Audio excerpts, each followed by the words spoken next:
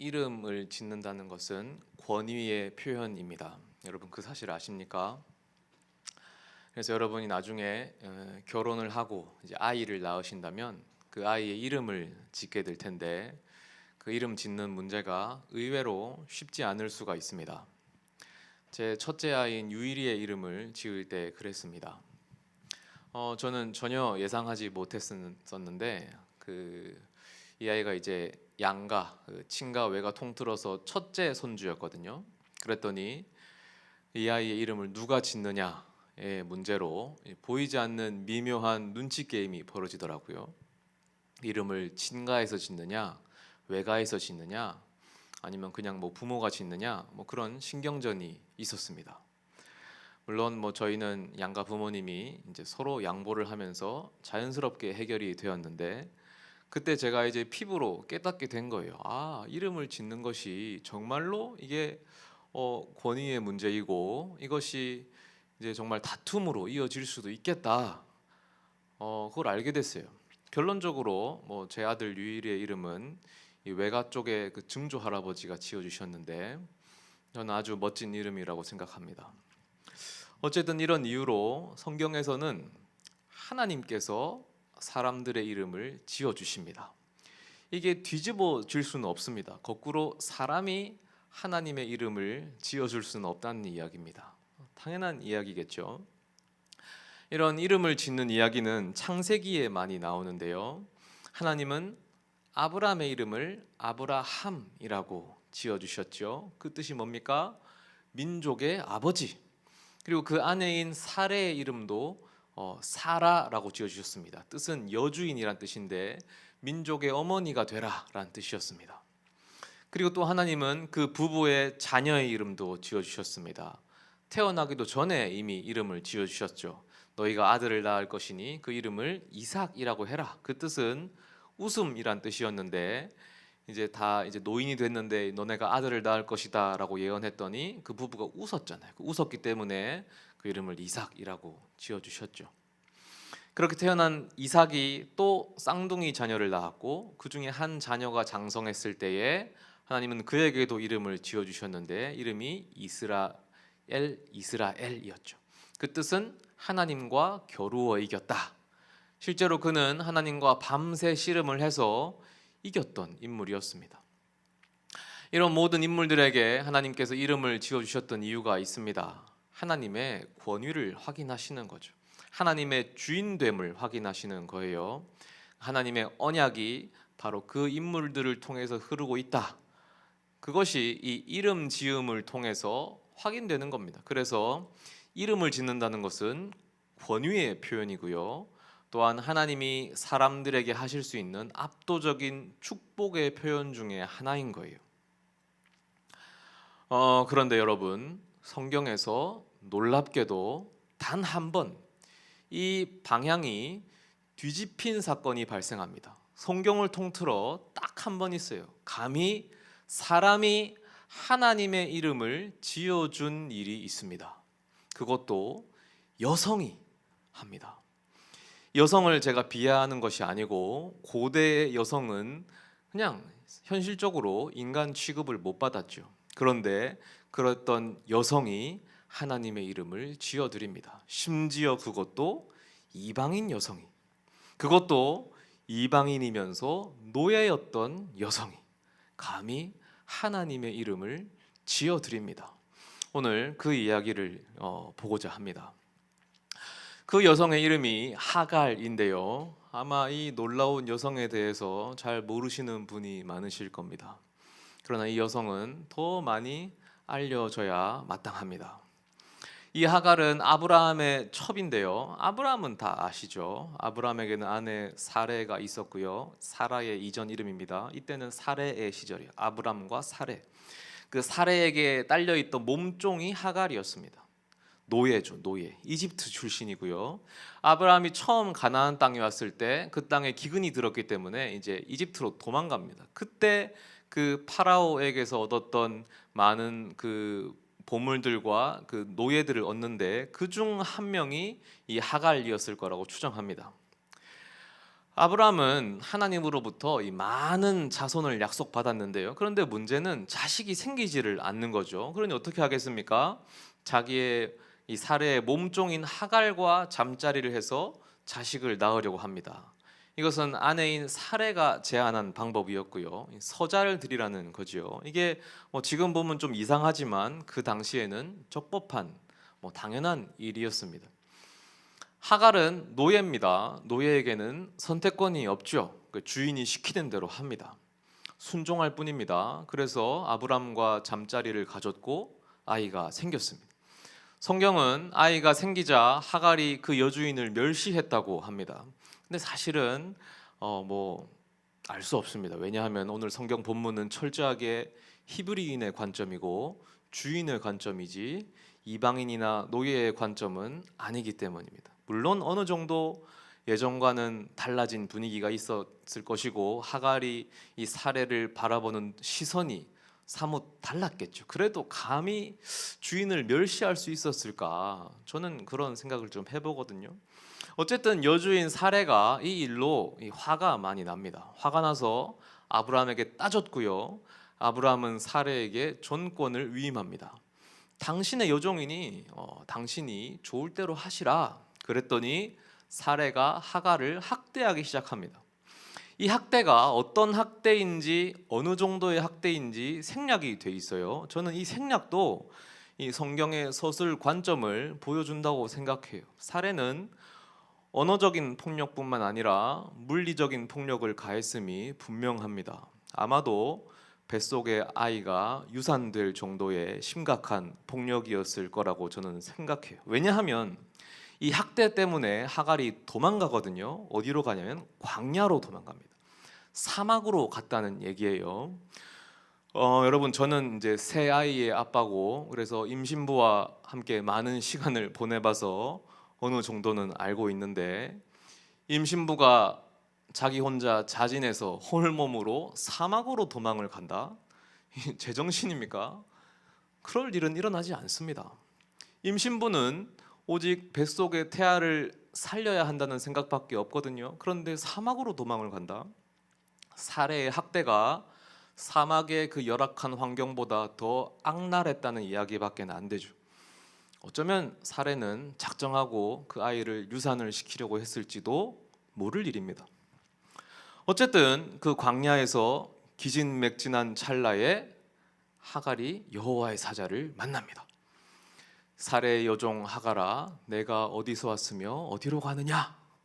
저는 제 여주인으로부터 도망가고 있습니다. 사례에게 돌아가라. 두려워할 필요 없다. 너의 아이는 무사히 태어날 것이다. 내가 그 아기를 통해 무수히 많은 민족을 주고 큰 민족을 이루겠다. 그리고 그 아기에 대한 미래를 약속해 주시는데요. 너의 아들은 자라서 전사가 될 것이다. 사람들에게 들나귀 같은 존재가 될 것이고 그 아기의 인생은 투쟁으로 점철된 험난한 인생이겠지만 그는 견뎌낼 것이다. 이 약속이 너무 가혹하게 느껴질 수도 있겠지만 사실은 이 약속은 축복의 약속입니다. 왜냐하면 투쟁으로 점철된 인생, 축복이에요. 노예는 투쟁하지 않거든요. 노예는 그저 순종할 뿐입니다. 이 예언이 맞다면 하갈의 아들 그 뱃속의 아기는 이제 태어나면 자유의 몸이 될 것입니다. 그리고 이름을 지어주시는데 아들의 이름을 이스마엘이라고 해라. 하나님이 들으신다라는 뜻이다. 여기서 하갈이 놀라운 일을 벌입니다. 마치 자신의 여주인 사례처럼 그녀 역시 한 민족의 어머니가 되기 위해서 상상할 수 없는 일을 하는데요. 하나님이 이름을 지어주신 그 순간에 자신도 하나님의 이름을 지어드립니다. 자신이 경험한 신앙 고백을 근거로 해서 하나님께 이름을 붙여드려요. 이것은 정말 오늘 설교 제목처럼 선을 넘는 고백이었습니다. 감히 사람이 하나님의 이름을 지어드립니다.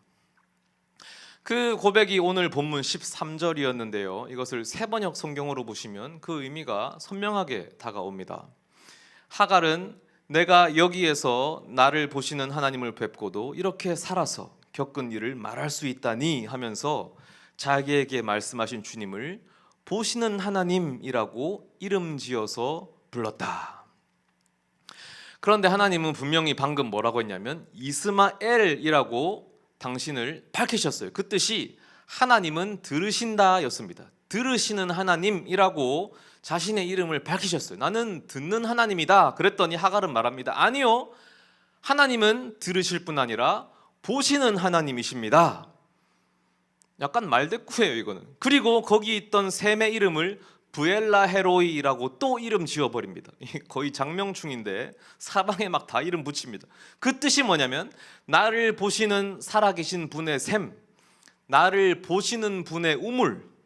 그러니까 자기가 지어드린 이 하나님의 이름이 영영이 잊혀지지 않도록 아예 우물에까지 이름을 지어서 그 하나님의 이름을 새겨버리는 거예요. 이 하갈이 제사장이었습니까? 아니죠. 예언자였습니까? 아닙니다. 그럼 뭐 왕이었습니까? 용사였어요? 족장이었습니까? 아무것도 아닙니다. 하갈은 여성이었고 이방인이었고 심지어 노예였습니다. 그것도 학대받고 쫓겨난 인물입니다. 성경을 기록했던 서기관들조차 주의를 기울이지 않았던 인물. 그 심정이 어떠했을지, 어떤 사정이 있었을지, 그녀가 받았던 학대와 폭력이 얼마나 심각했을지, 정말 그녀가 여주인을 멸시했는지 아니면 어떤 오해가 있었는지 그 누구도 관심 갖지 않았습니다. 심지어는 신약 시대에 가면 사도 바울조차도 그녀를 하찮게 취급합니다. 갈라디아서에서 바울이 자기의 신학을 전개할 때 하갈과 사라를 비유로 들거든요. 그때 하갈을 육체 아래에 있는 여자로 예를 듭니다. 그래서 율법의 여인으로 비유하고, 그래서 하갈은 내어 쫓아야 한다며 악담을 퍼붓죠. 그 누구에게도 환영받지 못했던 여인, 남편 아브람도, 여주인 사레도, 성경을 기록한 서기관도, 사도 바울도, 어떤 누구도 환영하지 않습니다.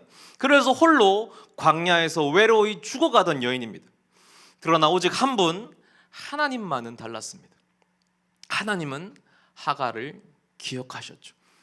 하나님이 먼저 오셔서 하갈을 선택하셨고 그 아들의 이름을 지어주셨습니다. 그리고 하갈이 자신의 고백으로 지어드린 그 이름을 당신의 이름으로 받으셨습니다.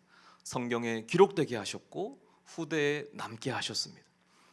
보시는 하나님, 이 이름이 영영이 남게 되었죠. 하지만 사실 하갈의 이름이야말로 기억되어야 마땅합니다.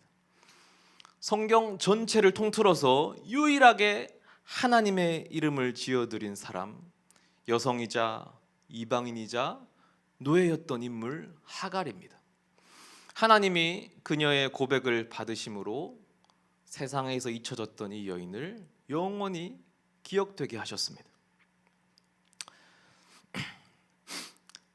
우리 CCM 찬양 사역자 중에 김보규님을 다들 아시죠? 우리 청년부에도 오셔서 집회를 하셨었습니다.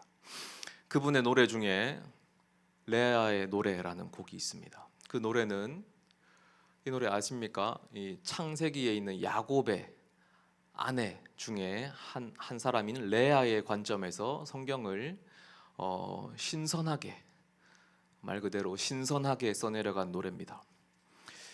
이 이야기를 좀 해드리면 야곱에게 두 아내가 있습니다. 라헬과 레아. 일부 다처제죠. 라헬과 레아인데 이 두 아내가 남편 야곱의 사랑을 받기 위해서 엄청난 경쟁을 하거든요. 그래서 아들 낳기 경쟁을 합니다. 왜냐하면 그 시대에는 여인이 아들을 갖는 것이 엄청난 무기이자 재산이었습니다. 그러나 사실 야곱은 사랑하는 여인이 정해져 있었습니다. 라헬, 답정너, 무조건 라헬이에요. 그래서 레아는 언제나 버림받고 상처받는 쪽이었어요. 이 레아의 노래는 이 과정 속에서 그 버림받는 레아의 감정을 섬세하게 읽어내려간 노래입니다. 성경에 그 감정이 묘사되어 있지는 않아요. 다만 레아가 아들을 한 명 한 명 낳을 때마다 이름을 짓거든요. 그 이름의 뜻을 근거로 해서 그 감정들을 이제 추측해내는 겁니다. 레아가 낳은 첫째 아들의 이름이 르우벤이었습니다. 그 뜻은 보라 아들이라. 나 좀 봐주세요. 나도 사랑받고 싶어요. 근데 야곱은 레아를 봐주지 않습니다. 하나님이 또 아들을 주십니다. 둘째 시므온, 듣다. 내 얘기 좀 들어주세요. 나도 사랑받고 싶어요. 그러나 야곱은 레아의 이야기를 들어주지 않습니다. 하나님이 이제 셋째를 주시는데 이름이 레위, 묵다, 연합하다. 내가 남편에게 아들을 셋이 남겨줬으니까 이제는 남편이 나를 좀 사랑해주지 않을까? 그러나 남편 야곱은 레아를 사랑하지 않습니다. 그리고 넷째가 이름이 유다입니다. 찬양. 레아가 이제 알게 된 거예요. 진정한 행복은 남편에게서 오지 않는구나. 진정한 행복은 하나님에게서 오는구나. 그래서 이 노래가 이렇게 이어지거든요. 야곱은 날 외면하여도 주님은 날 보아주신다. 야곱은 날 무시하여도 주님은 날 들어주신다. 야곱은 날 떠나갔지만 주님은 다만 안으신다. 야곱은 날 인정 안 해도 주님은 나만 인정한다.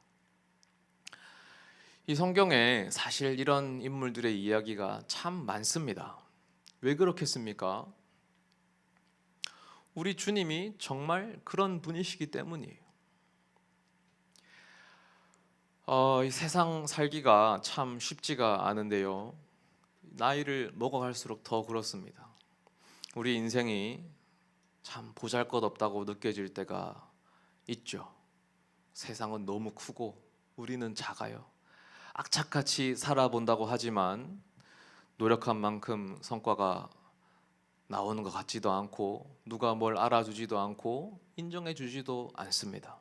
물론 뭐 그런 걸 바라고 한 건 아니죠. 그렇지만 때로는 우리도 쉴 곳이 필요하지 않습니까? 누가 좀 봐주길 바라고 누가 좀 들어줬으면 좋겠습니다. 그런데 세상은 매정합니다. 결과만을 요구하고 옆 사람과 비교하고 그리고 그것만으로 나의 가치를 평가하죠. 나의 사정을 이해한다거나 나의 이야기를 진심 어리게 들어준다거나 그런 거는 없습니다. 그런 걸 요구하면 철없다고 이야기하지 않습니까? 그저 끝없이 채찍질하고 다그치고 그게 아니면 버림받죠. 우리가 어디에서 평안을 누릴 수 있겠습니까? 주님 안에서밖에 누릴 수 없는 거예요. 주님 말고는 평안을 찾을 수 없습니다. 왜냐하면 세상이 우리를 외면해도 주님은 우리를 바라봐 주시기 때문입니다. 세상이 우리를 무시해도 주님이 우리를 들어주시기 때문이에요. 세상이 우리를 떠나가도 주님은 우리를 안아주시고 세상이 우리를 인정 안 해도 주님은 우리를 인정하시기 때문입니다. 주님께는 우리가 특별합니다. 이 자리에 계신 여러분 한 분 한 분 그리고 이 인터넷으로 방송을 보고 계시는 한 분 한 분 모두가 주님께 아주 특별합니다. 설령 여러분 곁에 아무도 없어도 괜찮아요. 아무도 몰라줘도 괜찮습니다. 주님이 있잖아요. 제가 여러분 담당 목사라고 하지만 제가 아주 부족하고 못나서 제가 여러분의 사정을 다 몰라주고 여러분을 이해 못 해줄 수도 있어요. 여러분의 셀장도 마찬가지일 거고 교회의 어떤 언니 오빠들, 형 누나들, 부장 부감님, 집사님, 권사님, 주위의 어떤 멘토들 다 마찬가지예요. 그래서 실망하고 속상할 수도 있죠. 왜 나를 알아봐주는 사람 하나도 없지? 왜 내 진심을 이해해주는 사람 아무도 없지? 괜찮아요. 주위에 아무도 없어도 괜찮습니다. 왜? 주님이 있잖아요. 주님이 여러분의 목소리를 들으시고요. 주님이 여러분의 사정을 다 보고 계십니다. 하갈이 그랬잖아요. 하갈이. 아브람도 하갈을 몰라주고 사레도 몰라주고 서기관도 몰라주고 시간이 지나 사도 바울도 몰라주고 심지어 기독교인이라고 모여가지고 성경 보는 인간들 아무도 몰라줘. 주위에 아무도 없어요. 하지만 주님이 계셨잖아요. 주님이 목소리 듣고 계셨잖아요. 주님이 다 보고 계셨다고요. 우리도 그래요. 주님이 우리를 특별하다고 하십니다. 귀하다고 하세요. 우리 목소리를 들으시고 바라보시고 우리를 안아주시고 인정해 주십니다. 세상의 가치와 상관없이 오늘 이 하갈의 고백이 귀했습니다. 그녀의 선을 넘는 고백, 이 고백을 하나님이 기뻐하셨어요. 전 우리들도 하나님께 고백해 봤으면 좋겠습니다. 우리가 만난 하나님, 우리가 소원하는 하나님의 이름을 지어서 불러드렸으면 좋겠거든요. 사실 생각해 보면 그렇게 선을 넘는 것도 아닙니다. 정말 사랑하는 사이라면 애칭 같은 것은 당연히 있어야 하는 거 아니겠습니까?